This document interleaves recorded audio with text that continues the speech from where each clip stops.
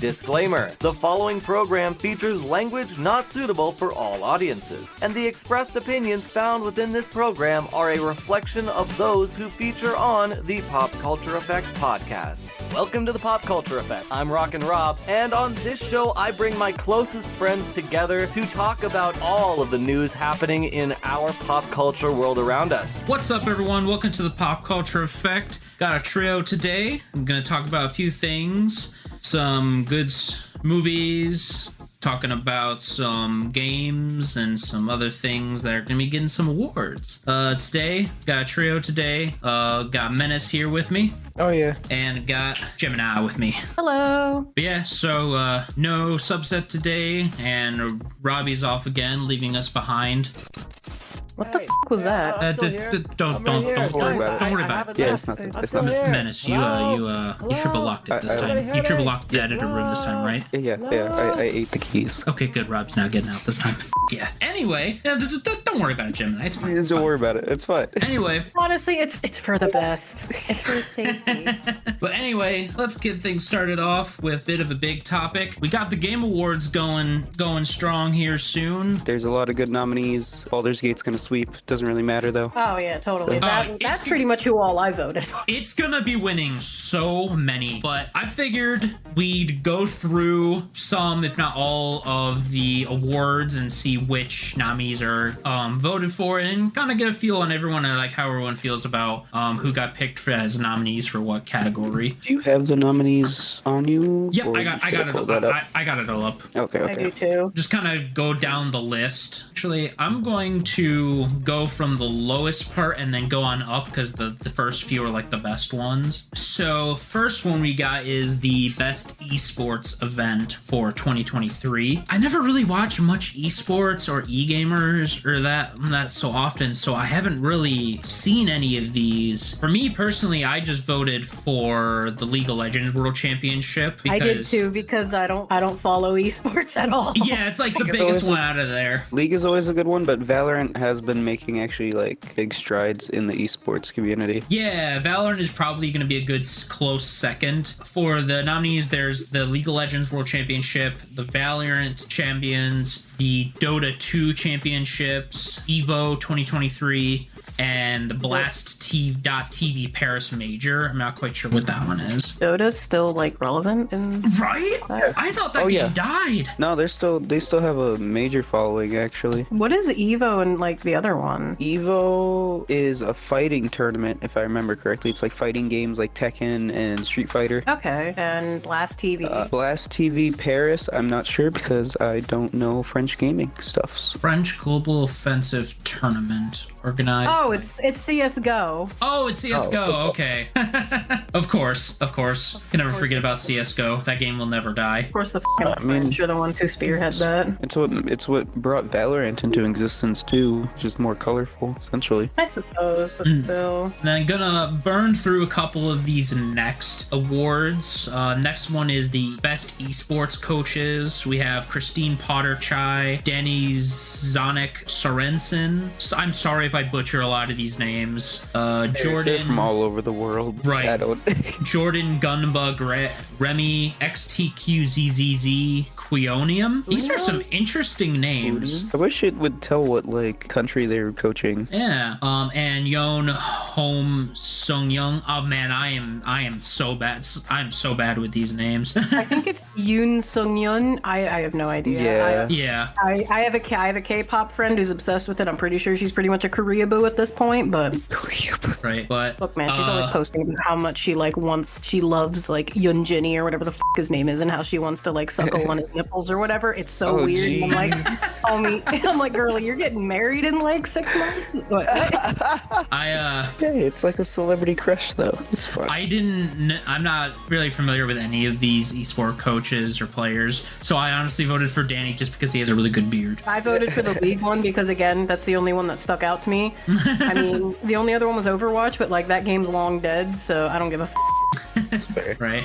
I feel like when it comes to like these kind of nominations, it really comes down to like people are just going to randomly vote for someone who they think looks the coolest or whatever game that their award they go for mainly. Yeah. I was gonna say, it with these it'll boil down to like, you know, like the Dota fans will probably go for the Dota related stuff, and like that, like, yeah, basically like for those who like it, the ones who do actually support then that team, they're gonna be like, oh yeah. Mm-hmm. Yeah. I was gonna say, and or like if it's not team, then like if they know of the, or like with the first the one, players. like, yeah. Moving on from coaches to teams, we have Evil Geniuses for Valorant. Fnatic is also Valorant. I thought Fnatic was a league team, or is it both now? I think they do I think they do multiple esports games. So they probably have like a team for League and a team for Valorant now. Well, I mean, Valorant is Riot's shooter, so I'm not surprised. Then we have the Gaming Gladiators for Dota 2. Gemini, I feel like I already know which one you voted for. Yeah, I have no idea who they are, but JD Gaming for League of Legends. I have no idea who they are. I've never heard of them. And then Team Vitality for Counter-Strike. I went for Team Vitality just because those guys look like they're having a blast in that photo. Oh yeah, they won. Is it because the dude in the back with the beard? Hey, listen. Respect the beard. I won't, though, because I don't like beards. And then Best Esport Athletes, we have... Faker. Yeah. Hey, Gemini, why don't you say these names this time? I'm a little botched on these names. So for the first category, we have Faker, or also known as Lee Sang-hyuk for League of Legends. I don't remember what team he plays for, but he's one of the nominees. We have Matthew Zaiwu Herbout for CSGO. We have Max Demon 1 Mazanov, nice name. Paco Hydra God. By the way, Max was for Valorant. Paco Hydra Rusiwise. I have no idea what name that is for Call of Duty. Rusiwise? I have no idea. Parker Ruler J Hyuk for League of Legends, and then Philip Imperial Hal Dosen for Apex Legends. I like how there's two League dudes. Oh yeah. Also, the one looks like a total I'm not going to say which one because it could be construed as kind of bad, but yeah. I see a lot of them that look like dorks. I mean, they all play games professionally, Exactly. so I mean, in a sense, they're all dorks. We're all dorks. If you play a game for more than like 5 hours a day, you're a dork. Yeah, that's Gemini. You just called all of us out. How dare you? Yeah, that's literally everybody. Yeah, that's why I said we all have we're all dorks in some sense. You can't deny it. But for the next category, it's Best Esports Game, which we have the Counter-Strike 2 from Valve, Dota 2 from Valve. I didn't know that one was also from Valve, I'm going to be honest. We have both of the Riot games, League of Legends and Valorant, and then PUBG Mobile from Krafton. I didn't know PUBG Mobile was... I understand PUBG, right? Like, it's a battle royale, it's a competitive game, but mobile, that's what got me for this one. Not normal PUBG, just mobile. Yeah, that one did throw me off. I was like, mobile, huh? To be fair, I haven't really played PUBG in a long bit, so like maybe it's gotten better, but like I remember it was rough. I'll mention that later. But... It has gotten better. Okay. The next category is this one. I have no idea who to vote for, so I just chose the weebiest looking picture, but we have content creator of the year. I have no idea who any of these people are. Yeah, I know who you picked. You picked, and she is hilarious. It's a bunch of random ones that content creators that I have no idea about, and then one VTuber. Yeah, we have. I know a few of these. Actually. We have Cypher PK. Cypher PK. Okay, well since you know them, you can take off then. Okay, so we got Cypher PK. He's known for mainly playing like Call of Duty or Fortnite. Stuff like that. There's Spreen, I do not know. Quackity as well. People make games, they do general gaming stuff. And then Iron Mouse, who's a VTuber. She's hilarious. I love what her content. I just picked her because, you know, pretty colors, anime face. It was actually it's very interesting. I'm shocked. Like, it's cool that that there's a VTuber on here, but I'm shocked there weren't more VTubers on this list because VTubers have really gotten popular lately. Yeah, this last year has been a big growth, which I'm actually I like. I've stated before on here. I want to get into VTube and stuffs for everybody here, but there's been a big growth in it in the past year or two. It helps keep people anonymous too, so they can have a normal life outside of YouTube, which is nice. That's why you just don't record yourself. You don't have a face cam. That in general, from a statistics standpoint, will drop your viewership. Ugh. People want to see the person who's playing. face to identify with the content. And Yeah. usually a VTuber makes it very identifiable. Yeah, and it can go into popularity into other sides of the internet. But there's actually we don't talk about that. Okay. We don't talk about that. There's actually a problem going on, because I kind of keep up with the VTuber scene, but there's a problem going on with one of the main things that everybody argues about is what is the biggest problem with VTubing, and it's the fact that all the models have practically been done already. Like, if you're going to be a VTuber, you want a standout model or picture or whatever you're using, but everybody's made a wolf, everybody's made a mouse, everybody's made... It's really hard to do something very identifiable and unique. Yeah. I know there's already someone who does a goblin, and that's sad. I think there's one guy who's like an orc. Yeah. He's pretty funny from what I've seen. The main one, he's like real beefy, and I think he wears like glasses and like a button down or something.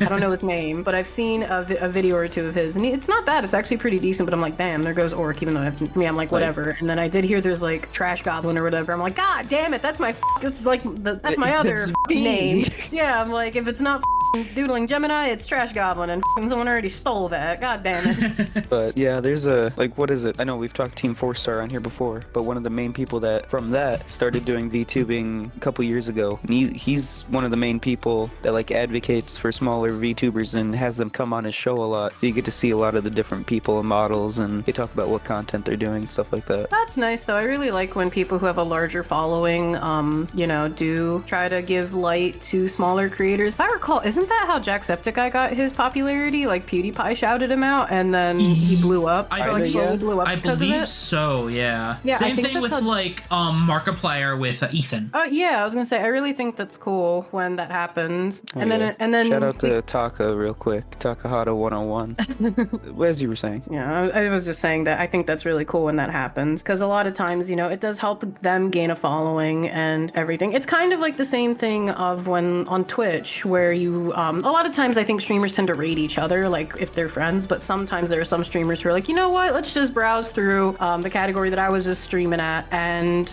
maybe we'll raid this smaller streamer. We're just gonna drop you guys off here. I love seeing the reactions for that. Like, oh yeah, because it's so wholesome a lot of times. Oh yeah, you just see the dudes gaming, talking, and all of a sudden he's like, 5,000 people. Where did you come from?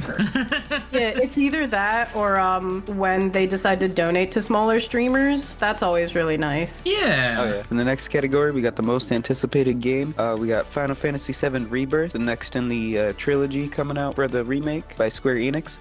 The one I'm voting for, and I voted for this as well. I'm excited for this. I'm a roguelite nut, so Hades 2 by Supergiant Games. Hades 1 was Chef's Kiss. That's the one I voted for, but that's mostly because I've heard a lot of my friends really love Hades, and then when they heard about Hades 2, they're like, oh, yeah. I'm like, I'll vote for it. Think of roguelike mixed with Greek mythology mixed with a sim game. That's what you get when you play Hades. In between every time that you go out and do your fighting in the roguelike part of the game, you can have simulations where you can like decorate Zagreus's room, decorate the Hall of Hades, go and talk with Achilles or some of the other people that are around. And even some of the random rooms while you're playing become little sim games where you're talking to people and trying to have conversations. Depending on what you get, you'll get rewards from them and stuff like that too. What sucks for me is that I'm really trying to play it on the Switch, but I cannot find it physical anywhere because it's sold out everywhere physical. Because it's so good. It's like a hidden gem. And I'm excited for Hades 2 most out of any of these because this one is Egyptian mythology themed. Oh, cool. Okay. I do like the art style for it, but one thing that always bugged the shit out of me with the game when I would see it, and it's a me thing because I don't think anyone else seen it, but every time I would see the cover for Hades 2 and I'd see the main character, whatever the his name is, Zagreus, you said? Yeah. Every time I would see him, because of his color palette, it would throw me off. And I'm like, is that a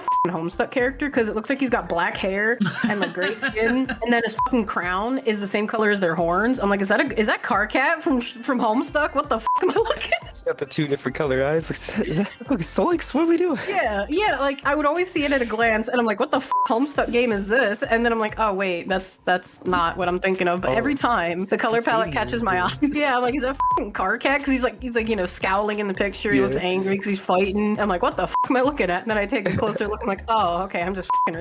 To continue, we got Yakuza Like a Dragon Infinite Wealth, which I heard. Oh, they've been going. They just brought back the main guy in the last game. Isn't it like Ishin or whatever? I don't know. It's Like a Dragon, the man who erased his name. That's what I saw on the Game Pass not too long ago. Yeah, that's the newest one that's out right now. This Infinite Wealth is the next one coming out. Star Wars Outlaws, which is another big one that I'm anticipated for. Is that game still coming out? Because I've heard so much stuff of it keep on getting delayed or like secretly canceled. It has been delayed. I haven't heard being canceled, but it could be. But oh yeah, sorry. Like a Dragon is from Ryuga Godoko Studio, also known as Sega. Could have said Sega. Yeah. Star Wars Outlaws is from Massive Entertainment, Ubisoft owned company. And then the last one we got is Tekken 8, which that story needs to, like, I don't know, wrap up or something. I've never really like looked much into like Tekken. Like I know a little bit about Street Fighter, Mortal Kombat I'm more familiar with. I just don't do much fighting games. Tekken has a really good story, but like it's very repetitive, essentially. Is that the one with what's the character's name? The main one, like Kazuya. Yeah, Kazuya. He like got thrown off a cliff by his dad. My grandfather's gonna throw my dad into a volcano, and then he's gonna try to throw me into a volcano, but I'm gonna throw him into a volcano. But now we're both demons, so now we're gonna fight on top of a volcano. It's a lot of volcano. It's a lot of people getting thrown into the volcano. Yeah, I've been explained a little bit of the lore of Tekken, and I have watched / played like 5 minutes of Tekken 7. Was that the most recent one that was released? Yeah. Tekken 7. But aside from that, I know nothing about it, and I don't give a shit. I didn't vote for it.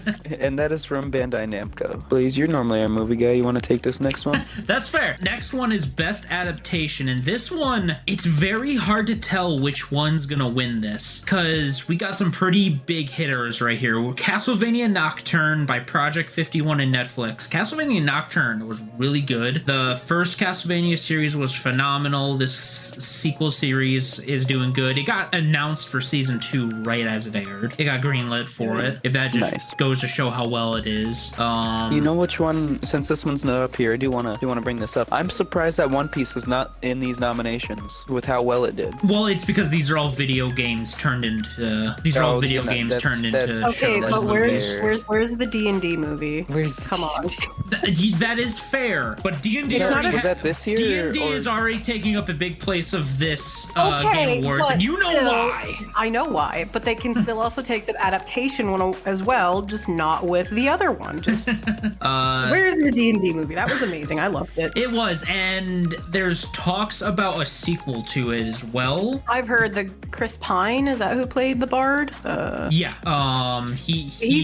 He said something like it wasn't confirmed, but it was like, you know, I hear whispers, and I would fucking love it. And then I think someone commented on it, like even the actors are getting into D&D, knowing about having the issues of when to run the next session. I got it. It's scheduling hell. Yeah, that's the biggest issue with D&D. I hate it. Anyway, next one we got is Gran Turismo by PlayStation and Sony. I don't know if you guys have seen this movie, but I watched it and I loved it. I thought it was a great movie. I didn't even know that this was created.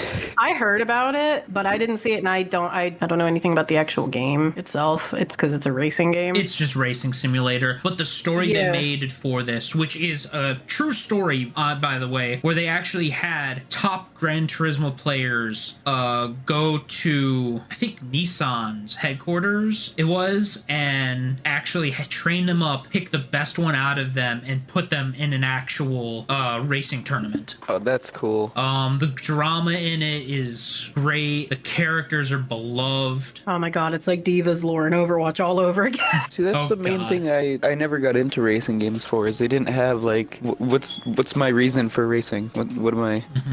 I'm just here to gain money and get more cars. Yeah, pretty much. I think some of them have a story, but it's like, ooh, racing. Yeah. Yeah, it's mostly just racing. But yeah, like that Gran Turismo movie, I thought it was really well. I think it was really well done, and I think it actually did pretty good in profits as well. Well, that's good. But next one on the list, which this is my vote. I don't think it's gonna win because of the next movie after this one. But Last of Us. Yeah, Last of Us was amazing. It was downright perfect. Mm-hmm. I'm not gonna say anything. Give us your hot take. Give us your hot take, Gemini. Do it. I think The Last of Us is mid at best. best, and it's an extremely overrated game. Really? And just franchise in general. Yeah, I do not like The Last of Us. Okay. Don't like the first game, don't like the second game, and it's not even for the reasons that people like hated on the second game. It's just I never got into the series. Like the fact that they made a TV show about it, cool. Is it as like I don't know. I think it's overhyped in my opinion. It's mid at best. Okay. Only from a counter argument, as someone who plays a lot of zombie games and has seen the zombie genre overdone to the point of exhaustion. When it came out, this was a very fresh take on what zombies were and could be. And I guess when it came out, it was probably really good. But I think my main gripe about it now is, especially with the recent news of the second one, literally came out like what 2 years ago? Oh Not yeah, even? and they're remastering it already. Yeah, and they're already fucking remastering it. Like, goddamn, you guys are starting to turn into Bethesda. I was gonna say, yeah, I totally agree with you there. Like, you don't need to remaster a 2-year-old game that literally just came out and already, and like it didn't even have the greatest like start at first. Like, wasn't getting review bombed to hell at first. Yeah, it was getting a little bombed. It came out in 2020, mid 2020. Yeah, so it's like 3 years old. A 3-year-old game does not need a remaster. A 13-year-old game, yeah, that could get a remaster. Especially after selling the first one 3 separate times and then remastering it again. Yeah, like that's my biggest complaint is they're turning it into a cash cow because they know people are frothing at the mouth over it. And I'm like, yeah, I'm sure it's a good game, but it's not that good to where it needs to be resold like 18,000 times. I honestly have the same thing about Skyrim. Yeah, Skyrim's a great game. Did it deserve to like have 15 billion different variations of it made? No, it didn't. It didn't need to be able to be ran on the Alexa fridge or whatever that weird ad was. Oh yeah. The like voice-based Skyrim game off of like the Alexa fridge, like, or no, I think it was just off of Alexa in general. And I'm like, excuse me, that no. Todd Howard, put adventure version of Skyrim. Yeah, it's like, Todd Howard, please put your time and energy into the next game at this point. Not Skyrim. Yeah. And for the love of God, please not Elder Scrolls Online. We saw what happened. They put their attention, air quotations, into another game, and we got Starfield. Yeah. But I'm not talking about a fresh IP. I'm talking about the next one. Oh, well, hopefully they don't botch that up with what's going on next. Yeah. I guess we'll see. But yeah, Starfield was sad. I played it. I downloaded it from the Game Pass. I tried so hard to get into it. I saw the first companion, not the robot, but the lady, and I'm like, God, you're fucking ugly.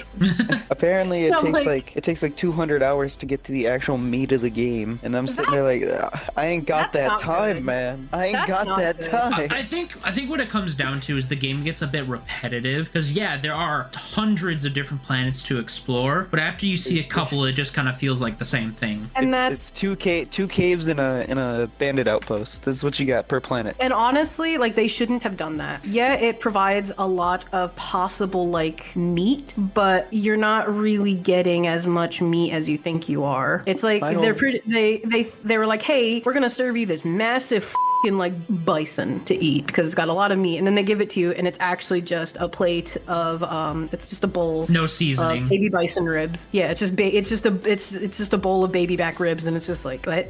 But going on to the next one, that will probably be the one that wins, the Super Mario Bros. Movie by Illumination, Nintendo, and Universal Pictures. It was a pretty good movie. I'm not even really a fan of the Mario verse, but it was good when I saw it. Yeah, I enjoyed it too. My vote still goes for Last of Us, just because like me and Subset every day, like on the dot when the episode came out, me and him watched the episode together. But the Super Mario Bros. Movie, what it did, how much it made. I wasn't even there. Oh right, yeah, Menace, you were there for it with us for some of the episodes. My bad. Like all the episodes, excuse.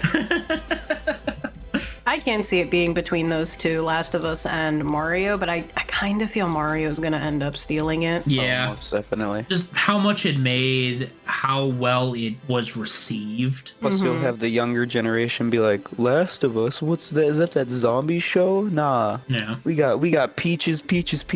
Oh, Jack Black made that movie. He really did. He carried it. And Chris Pratt, he did a pretty good job playing Mario. I gotta give it to him. Yeah, I didn't have high hopes when I heard of that at first. Yeah, a lot of people were scared of him being Mario, but he did pretty well doing the Boston accent, trying to do an homage to the old Mario Bros. TV show that they did back in like the early 90s. No, it's because see that's the whole thing is everybody's saying like he was supposed to do an Italian. Mario's from New York, my guy. Yeah, exactly. That's why I wasn't too upset with him being Mario, because like I understand Chris Pratt plays, at least for his voices, he's Chris Pratt for most of his stuff. Like he has the same tone, kind of talks like himself. I thought it was kind of funny having Seth Rogen as Donkey Kong because he's never had a voice. Yeah, exactly. Alright, I'm sorry. Hi, from the editor's room here. I just couldn't help but notice that you guys are seemingly forgetting about the old Donkey Kong cartoon. He was just singing. If I do recollect, the song that Donkey Kong would famously sing in memes to come was, I'll shower you in coconut cream pie. And, oh, it was awful. But yeah, I just thought I'd mention it because, you know, I'm stuck here editing eternally, so I might as well throw in a fact or two. Back to the rest of the Game Awards. I can't even replicate that laugh. He does. But yeah, I guess it is nice that he didn't do the Italian, because the most of an Italian accent that I feel like Mario would have would be like American Italian. Mm-hmm. Yeah. Like a first or second generation Italian. Yeah. Which, pretty much a portion of New York's accent. Right. Yeah. Practically. And then the last nomination is Twisted Metal by PlayStation and Peacock. This one, I've heard it has done well. I haven't watched it yet. I don't think Twisted Metal should have been on this list. I think it should have been the FNAF movie in this one spot. But that did come out like that. It didn't really have time to get into the You the say nominees, that, is what I think. but Super Mario Wonder's on this list for some of the You're right. awards, and that came out 2 weeks ago. Okay, but the only thing is Nintendo got that money. Yeah, I was gonna say, I bet Nintendo pushed it. They probably were like, hey, so I know that the timeline is probably ending, but We need this new Mario game to get some publicity. Yeah, and they're like, I don't they slide a pack of money, and they're like, fine. I feel like they should put a pause limit of when games can be counted to this year's nominations, or if they're going to be squeezed into 2024 because of how late in the year they got released. Yeah. Yeah. But going back to Twisted Metal, I haven't seen the show itself, but I have watched 2-3 episodes through YouTube Shorts. They are really good. They get Sweet Tooth, Samoa Joe, the wrestler, plays Sweet Tooth. He does an amazing job of getting that perfect line between crazy, because Sweet Tooth, if you guys don't know, is the actual he's the main clown guy that you play as in Twisted Metal. But what is Twisted Metal? I've never actually heard of it. It's a post-apocalyptic racing game, so it's like you fight with cars with rockets and stuff like that while you're racing. Kind of like So Mad another racing Max. game has been made into a movie. Yeah, it's like Mad Max but crazier. But yeah, this is like demolition derby more than racing. But Sweet Tooth is this clown that drives this big ice cream truck, and he's mega messed up in the head, but he does have this nice side, and they do really get that to where he invites the main guy in. I can't remember the actor's name. He's the same guy that plays Falcon. What's his name, Blaze? I can't remember. The main character? Yeah, Anthony Mackie. Yeah, Anthony Mackie, thank you. But he invites him to his place, and he's like, here, you want some food stuff? And then later on, he says something that sets Sweet Tooth off, and they're fighting. Sweet Tooth stops. He's like, let me put some music on, and it's the Thong song. And he slams him up against the slot machine. It's like, dumps like a truck.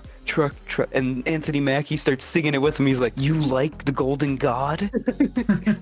It's got that crazy, funny humor, and I really love that. I'm gonna have to give it a shot because I need to get a Peacock anyway and watch the FNAF movie again. One of us needs Amazon Prime Video. I have it. Oh, okay. Me too. Need to watch Invincible season 2. I need to watch. Yeah, Invincible. I do too. I need to start Invincible, and I need to. Then it needs to become January so I can see Has Been.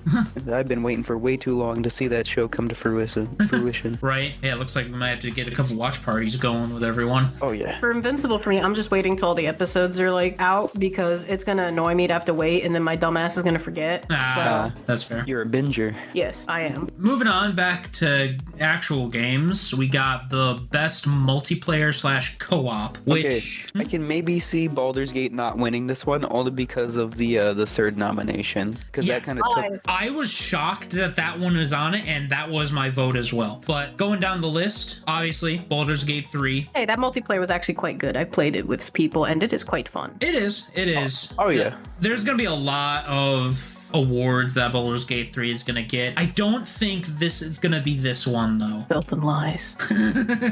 Next is the one that came out before Baldur's Gate 3 that Baldur's Gate 3 kind of stole the thunder of. Diablo 4. Right from under it. Yeah, it did. One of my coworkers, two of my coworkers actually, they really got into this and they were like obsessed with it for, I think, about a month and a half straight. And they said it was really good. I never got into the Diablo series, but it really did just kind of like slither in and just swipe the light from it, because the moment like Baldur's Gate pretty much like dropped, everyone Diablo 4 forgot died. about. Yeah, everyone forgot Diablo about 4 Diablo 4. died. And I remember like, I think that's partially because, you know, Diablo 4 had a rough launch, as all Diablo titles have had, and then Baldur's Gate came out and it was just crisp. Yeah, I mean, Baldur's Gate had its problems when it did come out here and there, but I think the nice thing with it is that it had a very extensive early access period, so a lot of those hiccups were kind of smoothed out over its time, so people were able to, they also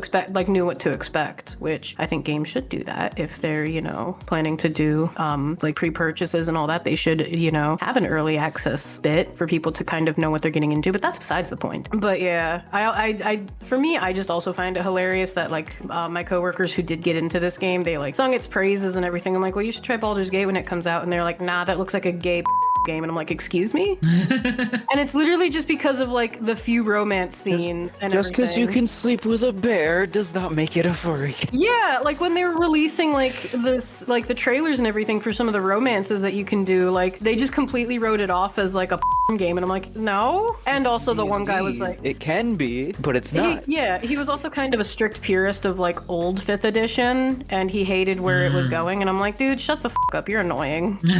Learn how to have fun every once in a while. All you do is play EU4 and map games. Speaking of fun, though, the third one, which I voted for, I'm pretty sure Menace voted for as well. Oh yeah. Party Animals by Recreate Games. It's literally just fun, just brain dead fun. I honestly am shocked. I didn't think Party Animals was big enough to be on the Game Awards. When I saw it on here, I was happy. It blew up. I'm telling you, at least once a day, everybody or the other people in the house, they all get on. They get a full lobby of 8 people, of people that they know, and they're playing every day. It's a nice little mini game. Oh yeah, it's a nice little party game for everybody to play. And you get to dress up like I got a hammerhead shark who's got a pink t-shirt on his head with a heart on it. And I can't tell you how many times I've actually just like, because you can do emotes in it, I've made friends with the enemies to where me and them will like, because you can use one of your buttons to grab, me and them will hug and just hug and make emotes while everybody else is fighting each other for their lives. I was pretty surprised about the collab they did with the Ori character. Oh yeah, Ori and Naru. Yeah. And they also did, there was another game, I think it was made by Recreate as well. It was called Jack, and you were this rabbit with this robot arm. They actually have a skin for him too. Okay. I want them to do other, like, maybe like a rabid skin. I feel like that'd be funny. Just have, do a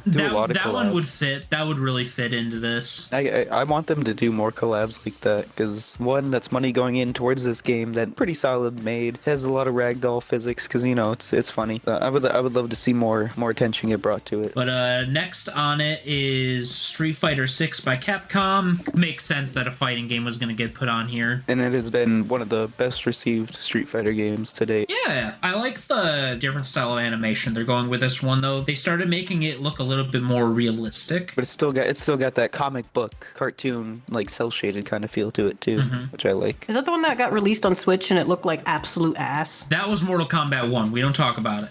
We don't talk about Mortal Kombat 1. This one, I've heard that the story, air quotations, that you have for your custom character is really good. Heard that the actual story for the game that you can play through is really good for the tournament mode. And, you know, you got all the fan service that comes with Street Fighter. Fan service. Man. Oh, yeah. They've literally made like some of the finishers for the female characters. They knew what they were doing. They knew what they were doing. Oh yeah. And then the last one on the list, Super Mario Wonder. I don't understand how. Sure, Mario games always do well because they're great family games. I get why it's on this list. I just don't think it should be on the 2023 list because of how early, like how it literally it's came only out been like out a week before the nominees got right. It got put out like a week and a half before they put up the website to vote. That's how you know how Nintendo was like, hey, we got this new game coming out. This is way before, but they're like, we got this new game coming out. We're gonna need it on this list. It's gonna be good. It's gonna be a good one. Wink wonk. Wink wonk. Yeah. Bonk. Not trying to drag on Super Mario Wonder. I've heard it's a great game and everything. I just think it should be in the 2024, not 2023. Oh yeah. Next one, we got the best sports race or racing games. I don't think any of us really play much of any sports or racing games at all. So this was definitely a category that I just kind of picked which one looked best for me. I voted for the Hot Wheels. Not gonna lie. I voted for Forza because that's what my roommate's been playing. I'm like, I know that game. I voted for it too because I heard the new Forza was really good. But yeah, so we got ESports FC24 by EA. We have F1 23 Racing by Codemasters and EA. Forza Motorsport by Turn 10 Studios and Xbox. Hot Wheels Unleashed 2 by Milestone. And The Crew Motorfest by Ubisoft. I heard that The Crew was also very, very good. I kind of find it funny that both basketball and football or Madden neither of those are on this list because those games they've made too many. The same thing. It's just the same thing with the graphics slightly increased with a new team change. I mean, same can be said for soccer as well, but soccer's a little bit more entertaining with the games, it kind of feels like. That's fair. But, Gemini, you want to take this next one? Huh? Yeah, sure. your Best sim and strategy games. But there's not even... Oh, there's one good one, but that's besides the point. You and your Sims addiction. Honestly, I say as I have The Sims 3 pulled up during this recording. Anyway. Are you kidding me? The one time I'm not playing games, Gemini's playing games. Yeah, so in the first category, we have Advanced Wars 1 and 2 Reboot Camp by WayForward and Nintendo. No idea what it's about, but the art style looks cute. We have my choice, City Skylines 2 by Colossal Order and Paradox Interactive. Even though it had a bit of a shaky launch, that's literally every Paradox game when they launch. It's always shaky, and then they get better as the lifespan of the game progresses. I have had a lot of fun playing it, so I think it honestly should probably get it, but that's just me because I'm biased. We have Company of Heroes 3 by Relic Entertainment / Sega. No idea what it's about. It looks like it's a war game. It's an RTS. Oh, it's a map game. Okay. Yeah. We have Fire Emblem Engage by Intelligence Systems / Nintendo. It's just another Fire Emblem game. I've never played them. I've kind of wanted to play them in the past. I think when they were, I think 3DS, whichever one was on the 3DS. I think I really wanted to play it, but I think so. I don't remember. Or am I thinking? I don't play these games. I've never played one of like those style of games, though I do want to try Persona 5 Tactica. That might get me into these type of strategy games. It's on Game Pass. You can do it. Is it Fire I want to play it. I want to play it on Switch because I got Persona 5 Royal on it and Strikers. I feel like that'd be a fun one to play on the Switch. Is it Fire Emblem where it's the 3 houses or? Yeah, Fire Emblem. Okay, so houses for the Switch. Yeah, then it was Fire Emblem. I did want to get into it, and I never got around to getting the game because I think when I first heard about it, I was a child, so I did not have money of my own to buy it, and my mom was like, no. And then as I got older, video games are bad for you. No, it wasn't that. She was just like, no, there's other games you could pick. This looks kind of dumb, and I'm like, okay. And then I don't even remember what I got then afterwards, but And that was how Trin got The Sims. Then we have the last one, which is Pikmin 4 from Nintendo EPD / Nintendo. I've heard of the Pikmin games. I've never played them. I hear they're kind of cute. I mean, it's a Nintendo game, so obviously it's going to be more of a cutesy game. But those are pretty much the lineup for the Sim strategy games. The only one I really know and heard of was City Skylines 2. Pikmin was real good. I've seen some playthrough of it. It is really cute, and there's actual really like brain-teasing puzzles that you got to do with the Pikmin. Yeah, I was going to say, he plays like a little leaf man, right? Yeah, there's a whole crew that you get to play as, but yeah, Olimar is the main one. Okay. Moving on to the next one, we have the best family games, which unsurprisingly, a lot of these are like well-known titles. We have Disney Illusion Island from Delala Studios / Disney. I never heard of it. The Lulu. The Lulu. The Lulu Studio. We have the one that I voted for, mostly just because I knew you guys really liked it, so I was like, F it, I'll give it my vote, which was Party Animals. I was gonna say this was the other category that I was pretty sure they got a nomination for. Pikmin 4 is on here again. Oh, I was gonna say I could definitely see either Party Animals or the last one winning because I was gonna say, yeah, Pikmin 4, Sonic Superstars by, Sonic Team, Sega, Arzest, whatever. I'm still surprised that Sonic games are still pumping out. I kind of thought they died after, I'm gonna be honest, I've never really played a Sonic game. The only one I'm thinking of is when you're on like a track in a city. That's like all of them. That's Gemini. all of them. Yes. All I know is it's like over an ocean or a sky, and it looks like and it's 2 bars that you're like running across to get the rings. You're literally naming any of them. I think it was one of the ones that released in like the mid 2000s. Was it for the Cube? No, I think it might have been for maybe it was either for the GameCube or during the beginning of the Wii era. Was it the Heroes? Sonic Heroes? I think it was Sonic Heroes. That's a callback. That's a good one. I was gonna say, I know it was one of the like early to mid 2000s ones. That's what I'm thinking of. Hey, all I'm saying is she could have said Sonic Adventures, and then we would have had to go way back. I was gonna say I just know it was one of those, but I wasn't sure which one it is, and apparently I'm just describing all of the 3D modern Sonic games at this point. Every 3D Sonic has had a level where you're flying over the ocean, a level where you're running through the streets running from something, and a level of rails. And a level of rails, yes. Well, that's the thing. You weren't flying. You were on, like I said, the 2 bars that looks like a rail, but it's not a rail. Were you grinding on it like it was a rail? You might have been. Yeah, that's all rails in Sonic. Okay, well, that does. Anyway, and then, of course, we have Super Mario Brothers Wonder. Never really played a Super Mario Brothers game, so I don't know how well it would do, but considering it came out, 2 weeks ago? It's also a Super Mario game, so I'm sure it will do great. I've played the one that was originally on the Wii. That one was a lot of fun. Then they remastered that 5 times before we finally got a new one with Wonder. Mm-hmm. Wonder is really cool. The new power-ups are really cool. You get, at least from what I've seen, you get a new elephant power where you can charge and use your trunk. So it's not like they're not keeping it all the same. They are adding some new stuff. There's new secrets and stuff, like how there always is. Well, that's better than what I originally thought. I honestly thought they were just the same game reskinned. Oh no! In the the last one, they added the Neko suit where you can be a cat and you can actually climb up walls and other objects. That was Super Mario 3D World on the 3DS. They had one for the U as well, or not the U. But the Switch had one like that too. The Switch remastered that game onto it. Oh, okay. The ooh. The ooh. Well, if we're going to get a little bit more specific, the original 3D World was on the Wii U, the original 3D Land was on the 3DS, and the Switch did remaster 3D World. However, they did add a separate mode called Bowser's Fury, which was basically a whole other game in and of itself. Just thought I'd mention it. So honestly, I can see it being a toss-up between Party Animals and Super Mario Brothers Wonder. A part of me feels like Super Mario might take it though. A family just game, because it's family game and it's Mario, it's Nintendo. It kind of is in the bag. It's possible Party Animals could take it, but it's also Mario and the family games, so Next category. Who wants to take fighting? Because I have no knowledge of fighting games. I can, I guess. For best fighting games, I know some of these, but we got God of Rock by Modius Studios and Modius Games Brazil. I actually haven't seen anything on that, but it looks like it's definitely you get gods from different eras or different religions and stuff like that. You got Mortal Kombat 1, which I've heard good and very bad things about. I think Mortal Kombat 1 is gonna win just because of what it is.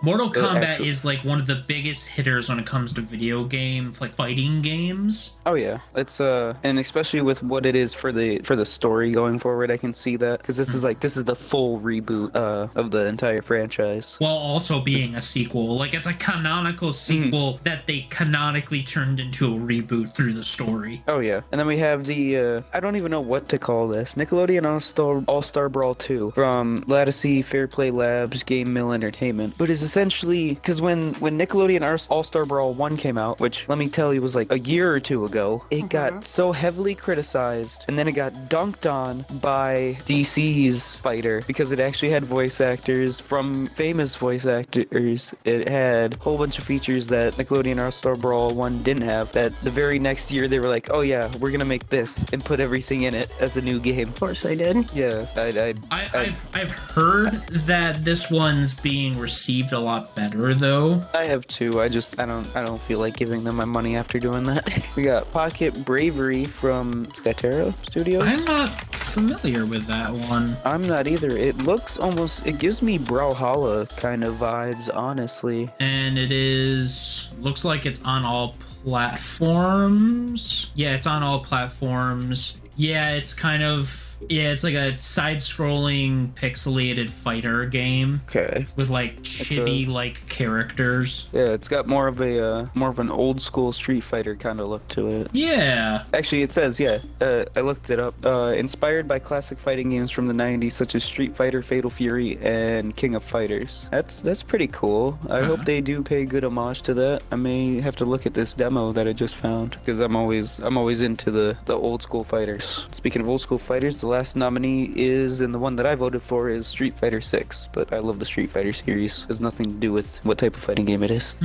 And the next category, we got Best RPG. We got the obvious winner, Baldur's Gate 3 from Larian Studios. Final Fantasy, 16? Yep, and here's the thing. I know Baldur's Gate 3 is gonna win. I don't want it to. Final Fantasy 16 has my vote. It was fantastic. I will stand by it. The first three nominees are some bangers. They are. All of these are bangers, except for one. We got Final Fantasy 16 from Square Enix. Got Liza P from Round 8 Studios and NeoWiz. That game brought Soulsborne games to a whole new level. It just did. for the mechanics that it had were so weird to me, but fun. Like it was fun. It was a challenge, and I'm not gonna lie, I gave up. It was too hard for me. I couldn't do it. Bro, I couldn't even get past the first boss. I felt that. I got past the first boss, and then I made it to like not even to the second boss, and I was like, I think some of us got too used to Elden Ring because that one was a little bit more forgiving of a Soulsborne game. Oh yeah. No, I'm bad. Okay, yeah, Gemini's just bad. This bitch here, and then the other one who's currently, stuffing his face. These two had to hold my hand through the Dark Souls series because I am so bad. And skill wise, yes, but also I have a very bad habit of just getting distracted and wandering off, not realizing there's like 18 enemies ready to just jump my ass. Or not realizing that, hey, the Dark Root Lake may be, poisonous. Nah, it's not poisonous, even though Miyazaki is like the weirdest hard-on for poison lakes. What's this meter filling up? Tread, it's poison. Yeah, I am the worst person to play those games with because I am the most frustrating individual. Not as bad as Robbie from what I've heard, but... Oh no, definitely not. Because you'll actually listen when we're like, hey, you're wandering off. You'll listen and come back and be like, Robbie okay, will well, run off to fight whatever and just get one shot of laugh of his ass in the distance. Yeah, we'll be running and then all of a sudden you'll hear guys, host of Embers has died. What? And it's literally probably like 5 seconds after he just summoned you. Yeah, I didn't even load in. But we'll go back to it. The next nominee for the category is Sea of Stars from Sabotage Studios. I've heard of this. I've heard good things. It's kind of like where you switch between the two characters as you're playing and they tell the story kind of deal. Cool. This is another one that it's obviously going to be either Baldur's Gate 3 or Final Fantasy 16 that win this list, but I'm very pleased to see Sea of Stars on this as a nomination because this was a very fantastic indie game. Sorry, I'm kind of looking up these as we do it, but it's got that like top-down, almost like old Final Fantasy kind of look to it. Yeah, the animation to the sprites in the game, just the visualization of it, the story, the combat, it's all really well done. I'm I'm waiting to play this on this is another one on my list of Switch games I need to play. I'm going down the whole list of a bunch I need to play, and this is like next one on the list. Oh yeah, you sure you don't want to play this next one on the Switch? I don't want to play it at all. The final nominee for this category for best RPG is Starfield from Bethesda. I've seen a lot of like a hardcore like Bethesda bros be so pissed off that Baldur's Gate 3 has a Game of the Year nomination, but Starfield doesn't. And I'm like, bruh, what do you mean you're upset? I can see Starfield, it's not a bad game. I'm not trying to make it seem like we're ragging on it or anything. It has good things to it, but it gets very repetitive after the first few hours. And that's not good in an RPG. No. And that's like one of the worst traits. My whole thing is that they said that you could be anything, right? So obviously, me being me, I wanted to be a bounty hunter because there's actual bounties in the world that you can go and do. Like I was like, cool, there's a whole bounty hunter faction. You can't have any stolen property or items on your ship because every planet scans your ship when you get near it. And there's a cargo thing to store contraband, but they can see it when they scan your ship, so they automatically know you have contraband on your ship. And what's the point? Exactly. What's the point of being a bounty hunter then? Exactly. You're telling me I can't loot people, kill them, and take my bounty, and get the bounty from taking them out? Why? Because fuck you, that's why. Why have this entire faction of the game if I can't do what I want? At least in Skyrim, I could put a bucket over people's heads and rob them blind. Because that's mean. You're being mean. Anyway, yeah. Gonna start burning through some of these because we've been talking about a lot of these for a lot and just try to focus more on the bigger ones towards the end. But best action adventures, we have Alan Wake 2 by Remedy and Epic Games Publishing, Marvel's Spider-Man 2 by Insomniac Games and SIE, Resident Evil 4 by Capcom. I gotta make one comment for this. Can it be posted in a Game of the Year? Can it be in a Game of the Year thing if it's a remake or a remaster? That's a fair point. I feel it can be if they changed it well enough, and I feel like they did for Resident Evil 4. Yeah, if it was like a remaster, I'd say no, but if it's like an actual, like, built back up from the ground up, like Resident Evil 4, I'd say it counts. I was gonna say, yeah, they rebuilt the whole game, like, controls, camera, like, the engines, like, you know, it's the same. It still got my vote. Like, I'm not trying to rag on it. It still got my vote.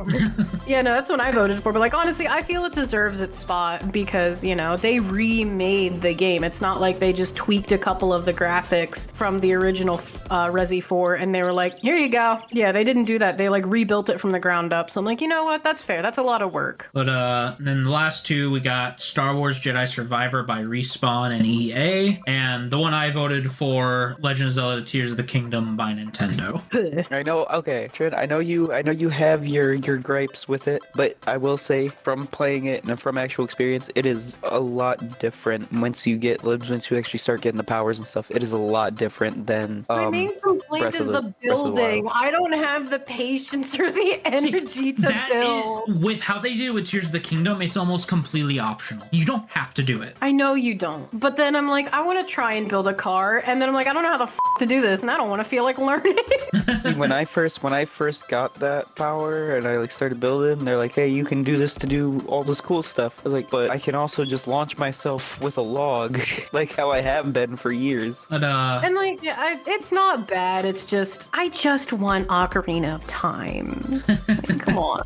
Give us a remake of Ocarina of Time. Yeah, like they ported Skyward Sword onto the Switch. Where's the Ocarina of Time? With how old that one is, it'd either be a port with the N64 ROM thing they have going on for it, or they would actually have to do like a full remake of it. Hey, look, I'm remake Majora's Mask again. My theory is that they're going to do something big with the both of those because Majora's Mask is a direct sequel from Ocarina of Time. So that's my theory, that they're planning something big for it. What? I have no idea. But that's because they haven't done anything with either of them for the Switch. So, and they're probably waiting for the Switch too, as well. Yeah, but going on to the next one, we got Best Action Game. Armored Core 6 Fires of Rubicon from Software and Bandai. Dead Island 2 by Dambuster Studios and Deep Silver, which Dead Island 2, it was very hyped when it came out, but it kind of seemed like it died within a week. Did die off quickly. There was the later game of the story really threw people off. Ah, okay. That's the one that got my vote, mostly because I didn't really know or care about the other ones. I voted for the fourth. Hi-Fi Rush. Yeah, I'm not even like actually. I didn't even vote for that.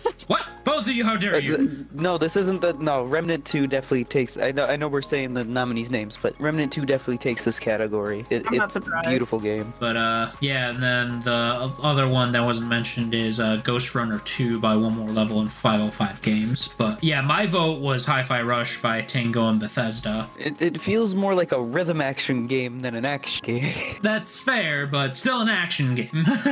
Remnant 2, that I played Remnant 1, loved it. I've seen stuff on Remnant 2, and they expanded way over than what you would expect for a sequel. That one's got my vote. Then moving on, we got. I used to do VR a lot, but I don't do it nearly as much. So none of these games ever had a really chance to play, and I don't think any of us in the group really do much for VR. I don't like VR, so I just went with Resident Evil. Yeah. So for best VR, we have Gran Turismo, Horizon, Call of the Mountain, Humanity, Resident Evil Village VR mode, which got my vote as well, and Synapse. I heard that Synapse was cool. It was like a psychological thriller mixed with mind powers, stuff like that. Okay, it definitely looks interesting from the icon card. I feel like all that trippy mind stuff and that kind of escape is always really cool for VR because you feel like you're like right there. Okay. Yeah. Moving from another different type of gaming, there's best mobile game. I voted for one specifically for subset. Was it Honkai? No. Hello Kitty Adventure Island? Yes.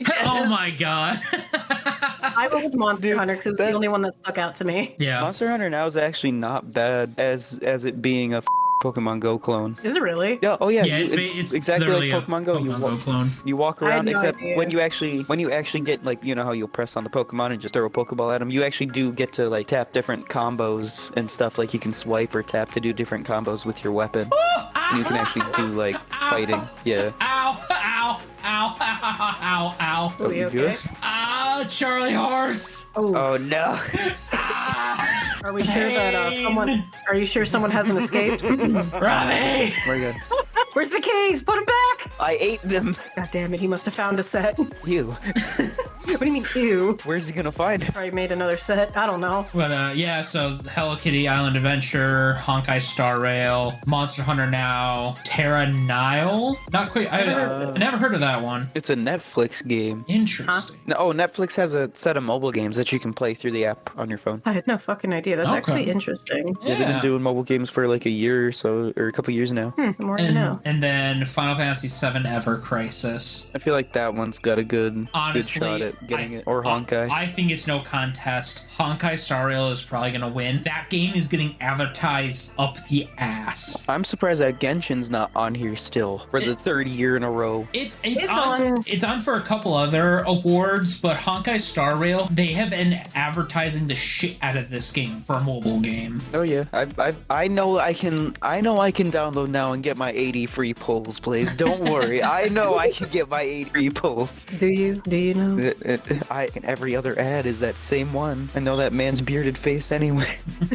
Next up, we got Best Debut of the Games. I'm not familiar with any of these ones. If anyone wants to take over this list. Yeah, I know of one. Is it Pizza Tower?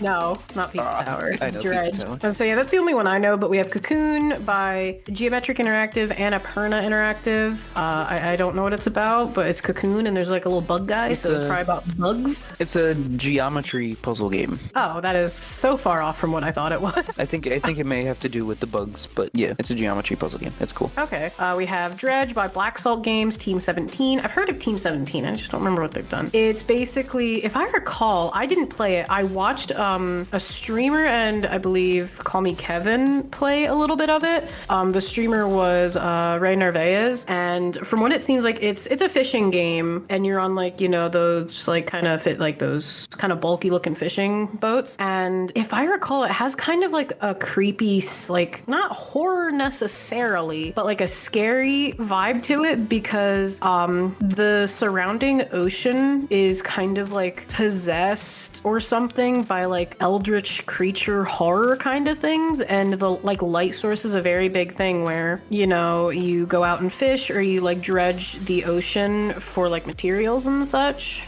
during the daytime, and if you're out in the nighttime, you have risk of like running into these creatures, or I think there's like ghost ships out there that you can attract the attention of, and they can like harm your ship. It's a very interesting game, but it's really cool from what I've seen. Like I said, I haven't played it, but it's definitely a like creepy game, and I think like part of the story is like kind of figuring out what happened and why. It does sound interesting, actually. Yeah. Pizza Tower, I don't know what that is. Sounds like you know what it is. It's essentially Super Mario on crack, except your pizza instead. It's about this pizza guy who his pizzeria is going out of business because of this big corporate pizza place, and then you're in this like weird messed up world, and you're like full on sprinting to try to beat the hell out of the corporate dude. It's very funny, very like wacky, over the top platformer game. Okay, it sounds interesting. Venba by Vizai Games. No idea what it is. Just from the picture alone, it looks like it's probably a cooking game of some kind, and it looks like it takes inspiration from Indian culture due to the woman looks like she's wearing a sari and everything, so maybe it's like an Indian cooking game. I'm not 100% sure. I'm just going off of picture at this point. I could look it up, but I'm lazy. And then Viewfinder, I think I actually did hear of. It's Sad Owl Studios, Thunderful Publishing. I think that's like a puzzle game where you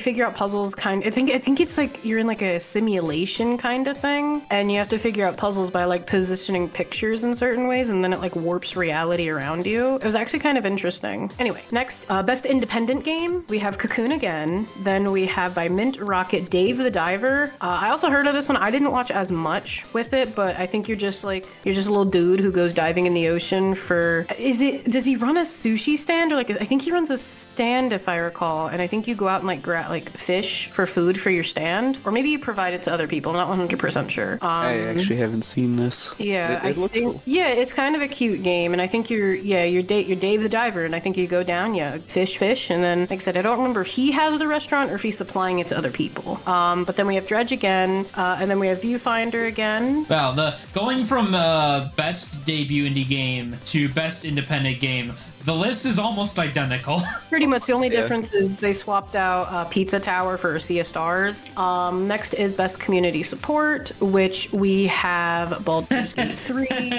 This one's funny. Oh, yes. Can one of us take this one, please? Go for it, because I think I know what you guys are going to talk about. Yeah, and I voted for it just for a meme. Just for the meme. We got Best Community Support. So we got Baldur's Gate 3, which I heard that they were doing well on their updates. They were keeping the community informed. Oh yeah, they definitely keep touch bases with their community. We got the biggest community turnaround of this year, which I think it's actually going to be one of the top ones for this category. Cyberpunk 2077. Yeah, they've definitely had a complete 180 in it for the better, and the fact that they did so well, they actually got the fandom back to playing it and enough to get a DLC out for it. Oh yeah, this came out for those of you that don't know. The nominees came out not even a week after the controversy that came out of Bungie, but Destiny 2 is in this category for best community support. After laying off 100 workers, going against what the community was saying for years. Well, they sometimes go with what the community says, and then they'll go backtrack, or they'll do something to get us mad at them again. They do. I'm just stunned that after all the controversy between the community and laying off a bunch of people, and that they're nominated for this category specifically. Yeah, I find it very hilarious. They do have their moments. Sometimes they do well with the community, but with like the last few months, the community's been very worried for Destiny if it's even gonna continue. Concerning. Going on, we have Final Fantasy 14? Yeah, 15? That's 14. We know Final our Fantasy Roman numerals. Somewhat. The IV and the VI mix me up sometimes. But Final Fantasy 14, which is coming to Xbox next year. Woo! Just in time for Destiny 2 to die. Let's go! Yeah. Sea Blaze will have a game to play after Destiny's dead. It's fine. and we'll know we'll be getting good content because they're subscription based. Yeah. That doesn't always mean everything. With at least Final Fantasy XIV's track record, they've kept it decent. Well, that's good. But then our last game, which has also had a 180 in recent years, No Man's Sky for the last. That, just like Cyberpunk, that one was terrible launch, but then they got the fandom back. Oh yeah. I'm surprised to see it on here. Yeah, it kind of snuck in. They had a big update this year, apparently, from what I was looking at. Oh wow. Like, added a bunch of new types of biomes and stuff like that, new stuff that you can build on the planets. The more you know. We got the next category we got is best ongoing game, which should be no surprise to most of these in the category, honestly. Yeah, a lot of these are pretty no-brainers. Yeah, Apex Legends from Respawn Entertainment and EA, Cyberpunk 2077 from CD Projekt Red, Final Fantasy XIV again, which got my vote, honestly, between all these. We got Fortnite Battle Pass from Epic Games. We got Genshin Impact from Hoyoverse. I voted for Genshin because I honestly feel like that's going to be the one to win. I don't play it really, but out of all the other options, I know how crazy people are about the Hoyoverse games, and I just know Genshin's going to be the one to win. They've had some really good DLCs. Well, I shouldn't even say DLCs because more like just expansions. Expansions, yes, that's the better word. Thank you. But they've had some really big expansions that have added really big features to the game. Being able to explore underwater now, actually being able to like find stuff like hidden temples and shit like that. Legends of the Hidden Temple. I started getting into it because of the new expansions, and I don't know. It's too big at this point for me. I think it's got too much to do, and I don't have enough time. Games for Impact. We got A Space for the Unbound by Mojekin Studios, Toge Productions. I haven't heard anything. I don't know any of these. Yeah, I'm not familiar with any of the ones on this list. Yeah, I'm not I chose for Space for the Unbound just because of how the art style looks on it. I'm gonna choose the furry game.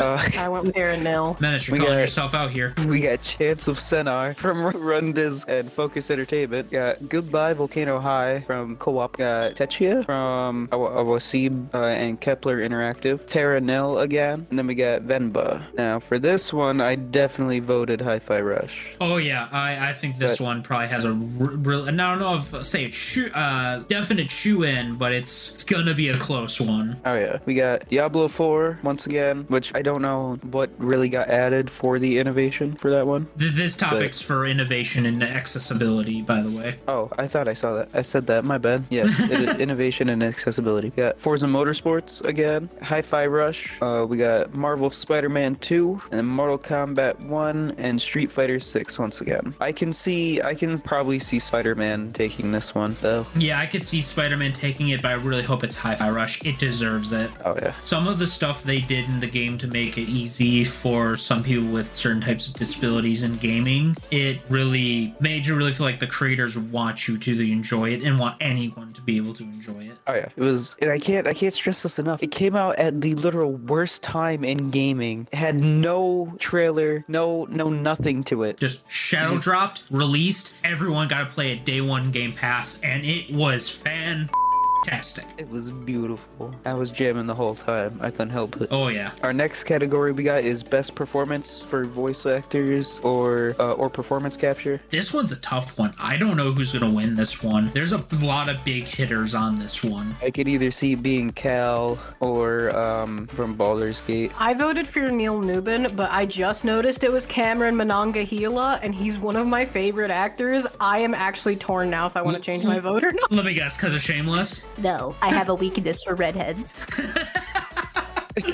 But that didn't help. But yes, no, I think I'm gonna stick down to Neil Newbin though, because I actually played the game and I haven't played the Star Wars Jedi series yet. Oh, they're so good. But I do fucking love Cameron Monongahela. See, I know that's not his last name, but I don't do it. I'm terrible. I know we're kind of going all over the place with this one. I gotta go with Ben Starr. His voice is Clive in Final Fantasy 16. Oh, that's fair. I was also Yuri Lowenthal is also a good voice actor. Who the fuck has he voiced? Who He's the fuck Sasuke. has he voiced? That's right.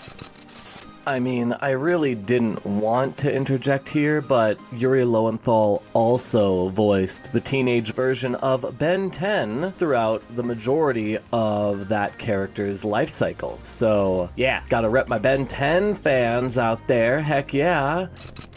That's right. I was like, is he Sasuke or Gaara? I couldn't remember which fucking Naruto character he was. What's funny is when the trailers came out of him being Spider-Man in the black suit, he just sounded like even more edgy Sasuke. And I hate that he has such an iconic voice for that, because any other time I hear his voice, I don't hear the character he's meant to be voicing, whether he's a main character or it's just like a side character he voices. I don't hear that. I just hear Sasuke in the distance, and I'm like, what? Oh yeah. I think he's in one of a fantasy game I play. I'm like, why the is Sasuke in my Dungeons and Dragons Dragon Age game? The other two that haven't been mentioned are Idris Elba for Cyberpunk 2077 Phantom Liberty. I'm not sure who he plays. Honestly, never got into Cyberpunk. He's going to be one of the big characters in the DLC. Oh, okay. And then we have Melanie LeBird. She is the new secondary protagonist, or main protagonist, I guess you could say, in Alan Wake 2. Which I do need to look more into that, especially now that it's all connected to Control, is kind of making me want to get into that whole universe. Oh, it's connected to Control? Oh yeah, the second DLC, you literally go into the after. Oh, interesting. This is gotta be where Hi-Fi Rush wins. Otherwise, I'm gonna be very upset. Right? We have best audio design. We got Alan Wake 2, which I can understand. Horror aspect, gotta have that good ambiance. Got Dead Space, same thing. Once again, can it be in the Game Awards for this year if it's a remaster? It's a slide in. I voted for it. Really? Yes. Really? It's the only title that I know. Hi-Fi Rush is literally a musical action game. I didn't play it. I don't know anything about it. So Hi-Fi Rush, now that we're in the music, I can actually talk about it. Hi-Fi Rush is this beautiful music game where you play as Kai or Chai or that guy. That guy.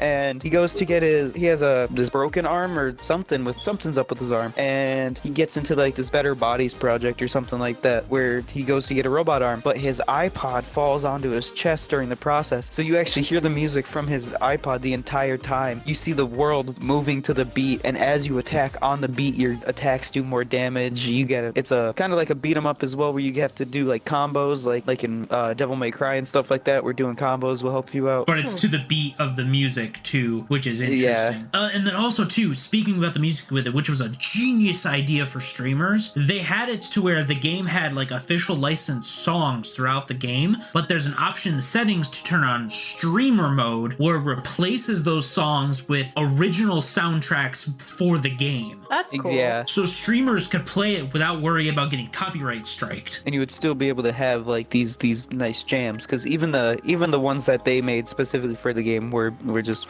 beautiful. I kind of wish that we didn't lock him away to talk about this, because I know Bobbert really enjoyed this game as well. Yeah, he'll be missed. Please do not find. We do not need to find those keys. We just need to keep them in there. I don't think you want to find those keys, but I'm gonna stop gushing about this.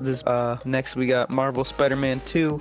I actually never really looked into it, but I've heard really good things of every Spider-Man that has come out recently. Yeah, all of the Insomniac Spider-Man games are all pretty great games. I haven't played Spider-Man 2, but I watched the whole playthrough of it, and it was really good. I enjoyed it. And then for the last one, we got Resident Evil 4 again, which having 3 out of the 5 nominees be horror games, I'm not sure about that. Yeah, I just never realized that the 3 of them are horror games. Holy shit. Best score in music, I voted for Hi-Fi Rush again because it's on here. Baldur's Gate. But we got Alan Wake 2 with the composer being Petri Alanko. I'm gonna butcher all these. Baldur's Gate 3 composer Borislav Slavov. That beginning intro music fucking slaps. Yeah, Final Fantasy 16 composer Masayoshi Soken. That was my vote. I love the soundtrack to Final Fantasy 16. A lot of the music I actually have like pulled off of YouTube to use for any of my D&D sessions. Oh, nice. Final Fantasy's always had that really good ambiance music of general fields or boss music. We got Hi-Fi Rush audio director Suichi Kobori. And then we got Legend of Zelda Tears of the Kingdom, composed by the Nintendo sound team. I like how it's literally like composer, audio director, composer, Nintendo sound team. Bring in that heavy saxophone. Best art direction, which honestly honestly, out of all these, I would either choose Hi-Fi or Tears of the Kingdom, but I don't Liza P. that's fair. I do like the Victorian-esque design. Got Alan Wake 2 again, Hi-Fi Rush again, but which Hi-Fi, I'm gonna keep gushing, but Hi-Fi Rush has got this like comic book cell shaded, and they actually do it like sometimes they actually like come off of comic panel pages, and like when they're making their plans and stuff, it looks like a comic book. Yeah, it kind of gives like, for anyone who's watched Into the Spider-Verse, Exactly. felt a lot like Into the Spider-Verse. We got Liza P. Got Super Mario Bros. Wonder again. We got Legend of Zelda: Tears of the Kingdom as well. This is just like last year, where Tears of the Kingdom was like, or where Breath of the Wild was like in every category. Yeah, back in 2017. Yeah, we have Best Narrative, Alan Wake 2. Baldur's Gate is definitely gonna win this one. Baldur's Gate 2 or Baldur's Gate 3, Alan Wake 2, Cyberpunk 2077, Phantom Liberty, Final Fantasy 16 again, and Marvel Spider-Man 2 again. Honestly, I really hope Final Fantasy 16 wins this one for Best Narrative. I thought the story was perfect, and I can see maybe Baldur's Gate losing that one because narrative is, at least in Baldur's Gate, is more of what you wish to do, isn't that right? It has a pretty strong story. It's That's really, fair. I was gonna say, yeah, there's a strong overarching story, you know, as with any D&D campaign. It's just your path of how to accomplish the story can differ per playthrough, but no, there's a pretty solid story. You have to defeat the big bad, like any D&D campaign. Or, yeah, you just have to deal with the big bad. How you do it is your call. The fact that when I first saw that clip that you can seduce the final boss of the game. wait, what? Yeah, you can. Of course they put in the bard stereotype into it. They have to. Larian's self-aware of their player base. They had to. Do you know how many horny bard players would be so fucking pissed off if they couldn't seduce the final boss? They couldn't seduce Cthulhu himself. Exactly. The song wouldn't be as good as it is. We got Best Game Direction for the next category.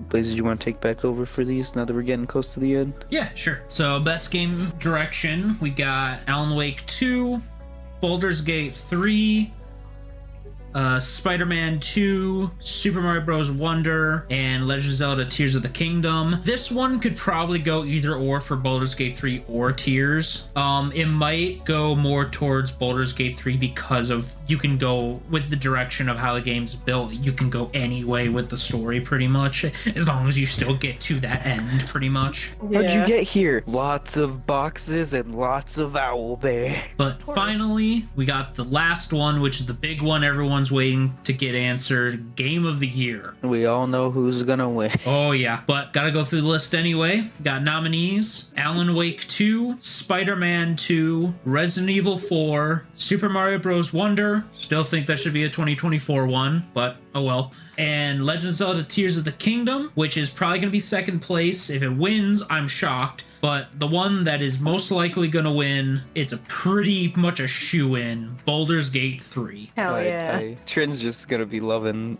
this Game Awards because all you're gonna hear is Baldur's Gate 3. This is the first time I've ever paid 3. Baldur's Gate 3. Yeah. I'm excited to watch this live because last time we also got a lot of cool banger trailers for upcoming games. Oh yeah. It's like a mini E3 kind of. Scheme. But anyway, that is all we have for you guys today. Thank you for those listening on CJSW for our shenanigans, talking about the Game Awards and some of the other things we found interesting. For those watching on pretty much just the Game Awards. Pretty much. Thank you those who watched us on YouTube or those who want to watch us on YouTube. PopCulture Effect. Please like, comment, and subscribe for more content from us if you like what we're doing. And thank you you two for joining me. Thanks, Menace. And make sure to go check out the other shows that they got on the CGSW website. Yes, definitely check them out as well. Everyone there does a great job and want everyone to get the content they need to be viewed. And thanks, Gemini. A pleasure as always. And everyone have a nice night. See y'all later. Bye. Bye-bye. Bye.